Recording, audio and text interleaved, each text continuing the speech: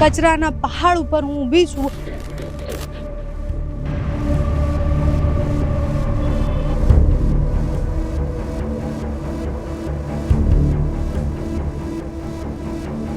કચરામાં તો જે જોઈએ એ જેવી મહેનત કરે એવું બધું મળે, બાકી કાંઈ ના મળે. तो ये सब हाथ से सब अलग करते हैं, तो कोई ग्लव्स या कुछ सुरक्षा के लिए कुछ नहीं देते? कुछ नहीं.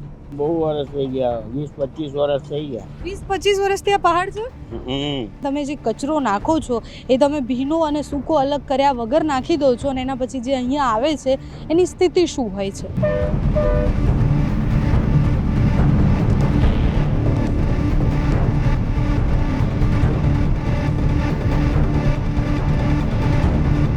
અને કેટલા ટાઈમથી અહીં કામ કરો છો? આ કશું નહોતું, ખાલી ઓફિસે નહોતી ત્યારના 40-45 વર્ષ થઈ. એટલે ચાલવું મુશ્કેલ છે, શ્વાસ લેવું મુશ્કેલ છે. અહીંયા કામ કરતા લોકોની પરિસ્થિતિ તો શું હશે એ કલ્પના બહાર છે.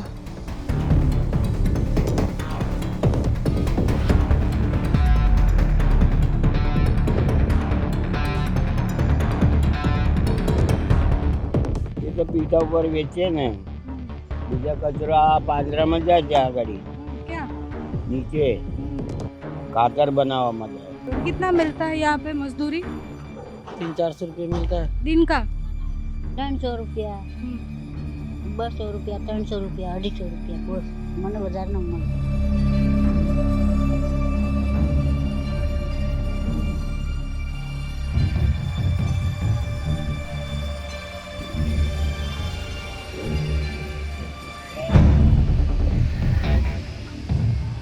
નમસ્કાર, જમાવટ સાથે હું છું પાયલ અને પિરાણા ડમ્પિંગ સાઇટની અંદર હું ઊભી છું. કચરાના પહાડ ઉપર હું ઊભી છું અને અહીંયા આવી છું તો બતાવવું છે તમને કે અહીંયા કેવી રીતના કામ થાય છે. સાથે જ તમારા ઘરે જે ડસ્ટબિનમાં તમે જે કચરો નાખો છો એ તમે ભીનો અને સૂકો અલગ કર્યા વગર નાખી દો છો અને એના પછી જે અહીંયા આવે છે એની સ્થિતિ શું હોય છે. આપણે અમદાવાદમાં રહેતા હોઈએ તો આપણને ખબર છે, એટલે જેટલા લોકો અમદાવાદના છે બધાને ખબર છે કે આ પહાડ કેટલા ઊંચા ઊંચા હતા અને તમે અહીંયાથી ક્યારેય દૂરથી પણ નીકળો તો તમને એ દૂરથી કચરાના પહાડ દેખાતા હતા અને તમે ઉપર જુઓ તો વાદળો ત્યાંથી પસાર થતા હોય, એવો ધુમાડો નીકળતો હોય. એ ધીરે ધીરે ઓછા થઈ ગયા છે પહાડો. એ સોલિડ વેસ્ટ જે છે એને અલગ કરવાનો પ્રયત્ન થઈ રહ્યો છે. એમાંથી બહુ જ બધી વસ્તુઓ બનાવવા, રિસાયકલ કરવા અને એને રિડ્યુસ કરવાનું કામ અત્યારે બેસિકલી થઈ રહ્યું છે.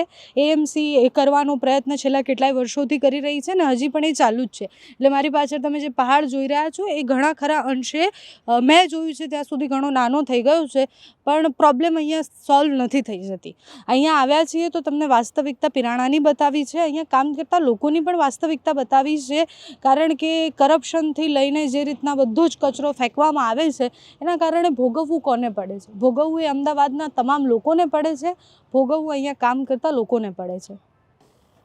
કચરાના પહાડની વચ્ચોવચ પહોંચી ગયા છીએ અમે અને એ પહાડ ચડી અને ઉપર કામ કરતા લોકો સાથે વાત કરવાનો પ્રયત્ન કરીશું. બહુ જ ભયંકર સ્થિતિ છે, એટલે તમે પહાડ જુઓ તો તમને ખબર પડે એવું કે કેટલા વર્ષોનો ભેગો થયેલો આ કચરો છે. અહીંયા આગળ પાછળ રહેતા લોકોને ખૂબ તકલીફ પડી રહી. આખા અમદાવાદને બહુ સમસ્યાઓ છે કારણ કે આ પહાડ જે તમે જુઓ આખું લાઈનથી દેખાય છે તમને, એ બધો કચરાનો પહાડ છે અને એને ખાલી કરવાનો ટ્રાય થઈ રહ્યો છે. ઉપર બધા જેસીબીથી કચરો ભરાઈ રહ્યો છે, એને બીજી જગ્યાએ લઈ જઈને ડમ્પ કરવાથી લઈને એને અલગ કરવાનું એ બધું થઈ રહ્યું છે.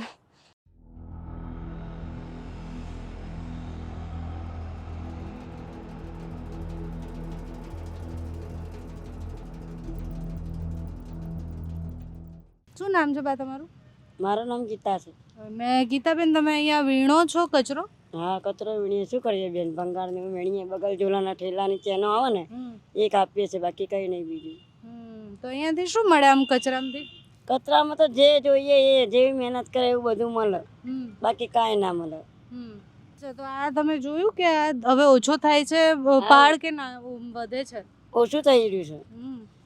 આમ ઓછું થતું જાય છે અને ઉપર પાછું વધતું જાય છે, ઓછું થતું જાય છે ને વધતું જાય છે. ગાડીઓ ચાલુ છે ને હજુ ઉપર. શું નામ છે કાકા? ગંગારામ. ગંગારામભાઈ, શું કામ કરો તમે અહીંયા? હા વાળ વીણીએ. વીણવા આવો અહીંયા? હા હા. તો આ કચરામાં જ રહો તમે? ના અહીંયા નહીં રહેતા અમે તો. આખો દિવસ અહીંયા રહો? આખો દિવસ રહીએ. તો તકલીફ ના પડે અહીંયા રહેવામાં? ના તકલીફ નહીં પડતું. શ્વાસ લેવાય છે? હા. તો આ પહાડ નાનો થયો મોટો થયો કેટલો શું થયું? એ તો કપાય છે. નાનું થઈ ગયું છે પહાડ હવે. નાનું થઈ ગયું? કેટલા વર્ષથી તમે અહીંયા આવો? તો બહુ વર્ષ થઈ ગયા, 20-25 વર્ષ થઈ ગયા. 20-25 વર્ષથી આ પહાડ છે? છે ને.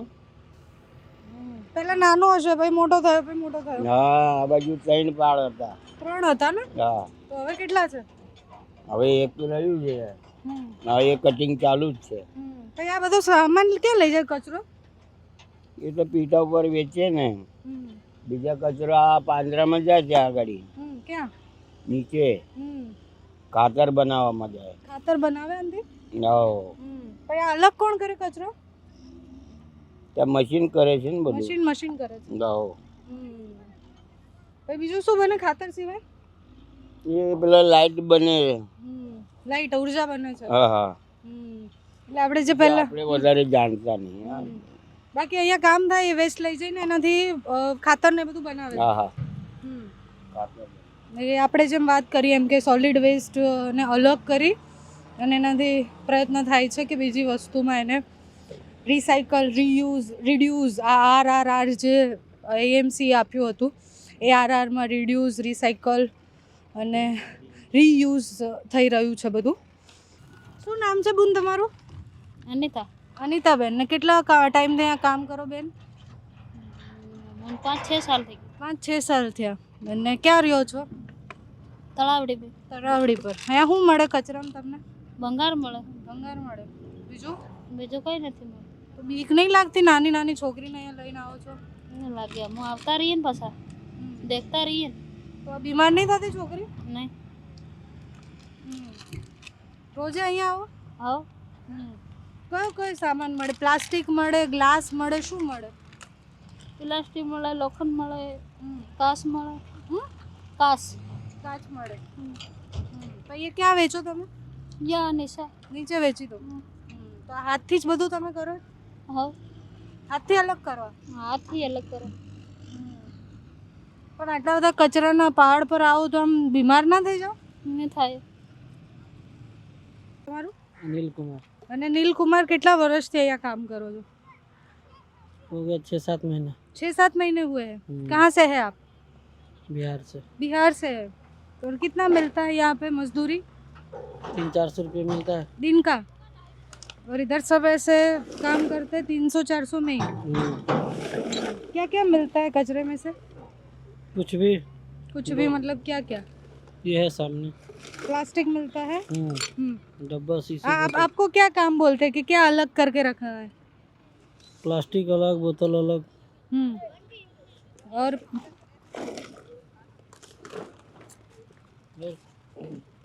और क्या कुछ नहीं. अच्छा, प्लास्टिक और कांच ज्यादा मिलते हैं इधर. और वो मेडिकल का सामान भी कभी कभी मिलता है इधर. वो भी डालते हैं सब. वो भी रहता है. तो ये सब हाथ से सब अलग करते हैं. तो कोई ग्लव्स या कुछ सुरक्षा के लिए कुछ नहीं देते? कुछ नहीं.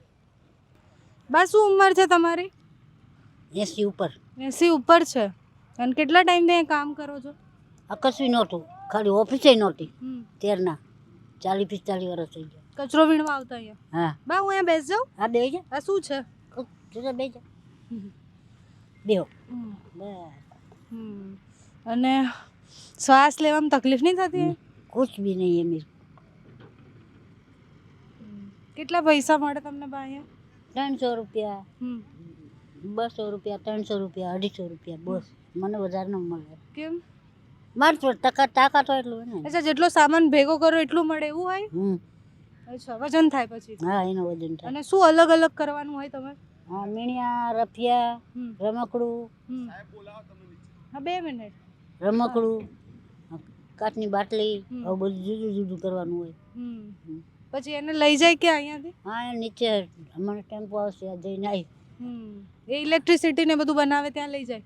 ના, એ તો અમને નથી ખબર, પણ અમારે તો પીઠું અહીંયા છે, ત્યાં આપી દે. તો તમે કેટલા કલાક કામ કરો બા? સુબે ઘેર 6 વાગે નીકળી અહીંયા 7 વાગે પહોંચી. બહુ દૂર રહું છું. ઠેઠ હાડકેસર મહાદેવ.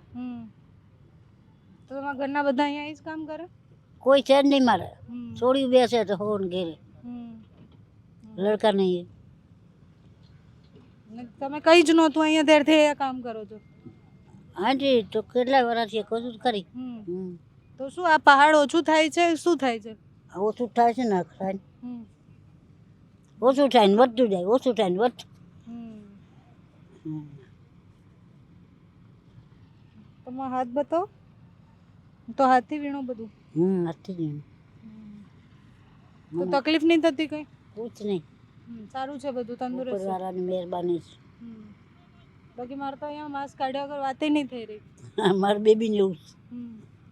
અહીંયા જો આવ્યો હોય ને થોડું વીણીને ખાવા બેસીને કાઢી નાખે બધું ઉલટી. અને અહીંયા તમારી જોડે કોણ આવે? તમે એકલા? કોઈ નહીં, મેં હું એકલી જ. આ બધા અમારી જોડે. અહીંયા જે કામ કરતા લોકો છે ભયંકર સ્થિતિમાં જીવતા હોય છે, કારણ કે એ પહેલાં તો કચરાની અંદર જીવી રહ્યા છે, સતત એને અડી રહ્યા છે, એમાંથી બધું અલગ કરી રહ્યા છે. સારી વસ્તુ અહીંયા એ પણ થઈ રહી છે કે એ જે સોલિડ વેસ્ટ છે અલગ કરવામાં આવે છે તો એનાથી એક ઉર્જા પણ પેદા કરવામાં આવે છે. એટલે બહુ જ બધી વસ્તુ આનાથી બાય પ્રોડક્ટ જે અલગ અલગ કરીને બનાવવામાં આવે, એટલે જે ભીનો કચરો છે એનાથી ખાતરો બનાવવાનો પ્રયત્ન થઈ રહ્યો છે. બીજા અલગ અલગ પ્રયત્ન થઈ રહ્યા છે આને જે ડમ્પિંગ સાઇટ છે, આ જે પહાડો છે ને ઓછા કરવા માટે.